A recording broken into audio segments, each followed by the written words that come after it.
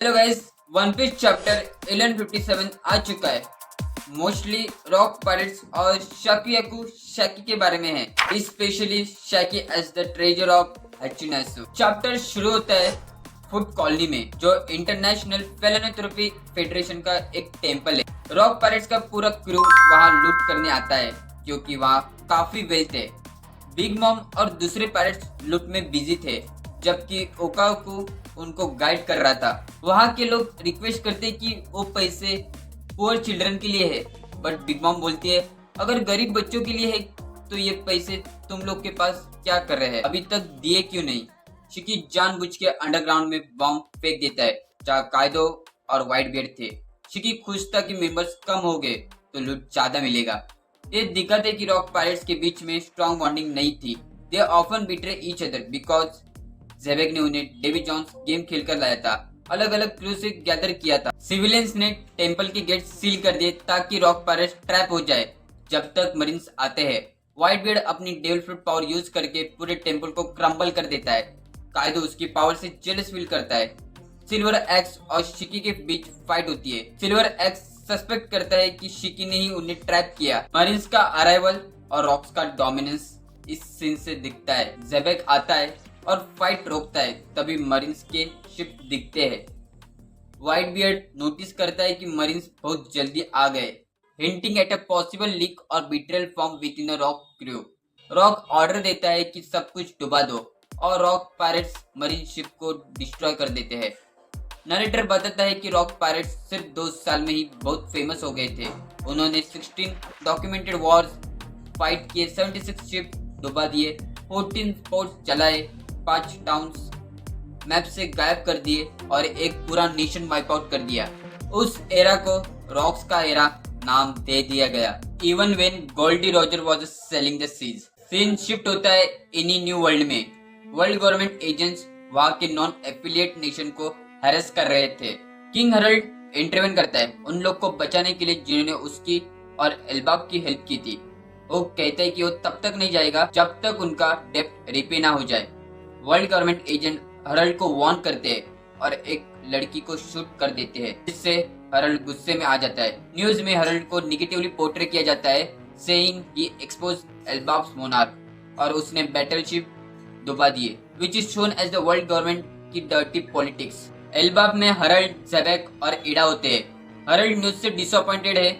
Xebec Harald का मजाक उड़ाता है कि वो वर्ल्ड गवर्नमेंट के पीछे भाग रहा है और उसे अपने क्रू में ज्वाइन करने को बोलता है। हरल्ड बिलीव करता है कि एल्बाब एक दिन वर्ल्ड गवर्नमेंट का मेंबर बनेगा।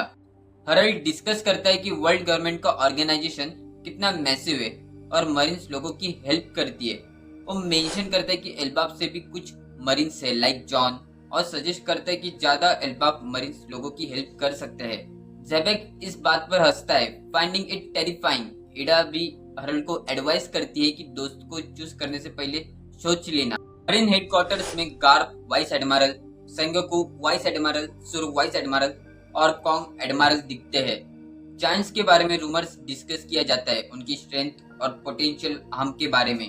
कार्प कहता है कि जायंट्स को बस नेवी ज्वाइन करने दो। सुरु एक रूमर मेंशन करती है कि रॉक बहुत जल्दी ही किंग हरल्ड को अपनी क्रू में लेगा, which would make world government powerless against them. Kong agree करता है, वो talking between Rocks and Harald और उन्हें वाइल्ड क्रिमिनल्स कहता है, लेकिन कार्प उनकी स्ट्रेंथ को पसंद करता है, चाहता है कि एल्बाब जल्दी से वर्ल्ड गवर्नमेंट का मेंबर नेशन बन जाए। कॉन्ग कहता है कि ये वर्ल्ड गवर्नमेंट पर डिपेंड करता है। एक 42 year old flashback pirate island में दिखाया जाता है। न्यूज आती है कि शाकियाकू ने कुजा पायरेट्स को छोड़ दिया जहां वो कैप्टन थी। ग्लोरिया से ने शाकी से पहले कुजा पायरेट छोड़ दिया था और रॉक पायरेट ज्वाइन कर दिया था, which was a new revelation। Big mom और ग्लोरिसा इस बारे में बात करते हैं और ग्लोरिसा कहती है कि प्यार औरतों को पागल कर देती है। मिनी काताकुरी बिग मॉम के शोल्डर पर दिखता है। उसी मिस पकिन व्हाइट बियर्ड से फ्लर्ट करती है और व्हाइट बियर्ड इवेंचुअली एडमिट करता है कि वो उससे चाहता है। कुजा पायरेट का शिप हचुनस आता है, जो पायरेट आइलैंड की हिस्ट्री में ग्रेटेस्ट इवेंट माना जाता है। शैकी जो अब पायरेट नहीं थी, शैकी को मरीन से हाइड आउट चाहिए था और उसे पायरेट आइलैंड मिला। शैकी वहां शैकीज बार खोलती है। रॉक पायरेट्स इंक्लूडिंग जेबेक और व्हाइट बियर्ड शैकी को देखते ही उस पर पिघल जाते हैं। नैरेटर कहता है कि शैकी की प्रेजेंस ने आइलैंड को और भी रंगीन बना दिया था। एक थियरी प्रेजेंट की गई है कि शैकी को वर्ल्ड गवर्नमेंट ने किडनैप किया हो सकता है, लाइक गिनी, और गॉड वैली ले गए हो। ये थियरी इस बात से स्ट्रेंथ होती है कि शैकी का कुजा पायरेट छोड़ना वर्ल्ड वाइड ब्रॉडकास्ट हुआ था, तो सेलेसियल ड्रैगन की नजर उस पर पड़ गई होगी। और गार्प का गॉड वैली इंसिडेंट के टाइम रिएक्शन भी इसे सपोर्ट करता है। जब कॉन्ग ने उसे कॉल किया, गार्प ने कहा, what did they expect? You don't just swipe the crown jewel of the pirate island, of course they will come to get it back.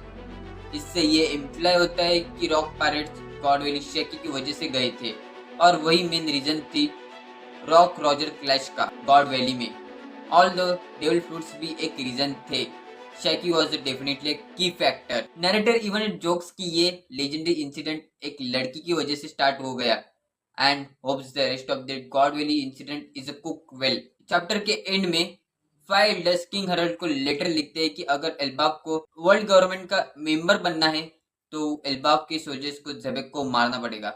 ऐसे ये एनिमी कंटेंट के लिए हमारे चैनल को सब्सक्राइब कर लेना, लाइक कर लेना और कमेंट कर देना आपको ये वीडियो पसंद आई है कि नहीं।